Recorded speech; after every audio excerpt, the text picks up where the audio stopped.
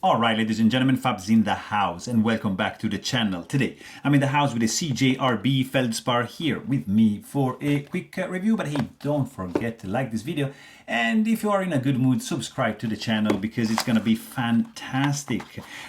So this guy comes with a pretty regular box, nothing on the inside, and this is gone. And this guy is pretty well made, I have to say. It's like a budget knife. I think it's like in the $30–40 range, so really inexpensive one, looking good, 3D milled G10 scales. Like, look at that. I mean, nicely contoured, 100% well made.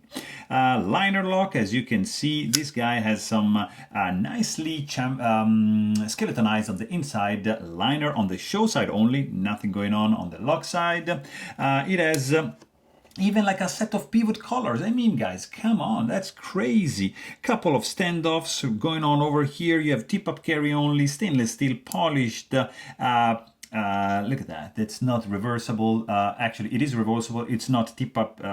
It's not tip down carry, just tip up. But it's deep carry, and you got lanyard hole option going on over here, drilled through the G10.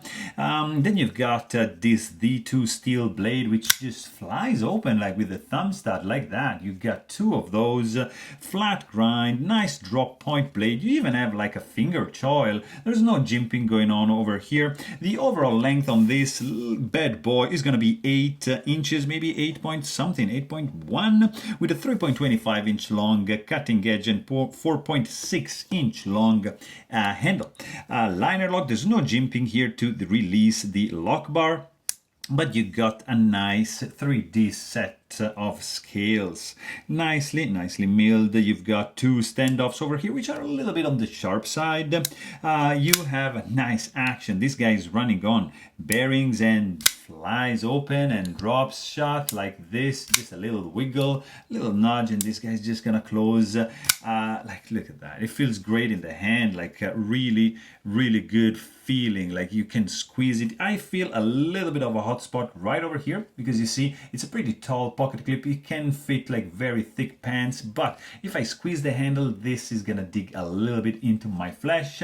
But I mean, nothing too crazy. The sound also, it's not bad. There's some authority there. When you close it, very subtle, almost inaudible, but when you deploy it, clack, look at that.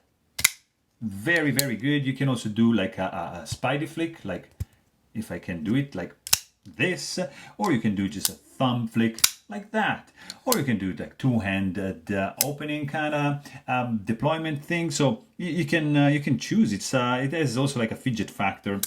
This guy is really smooth.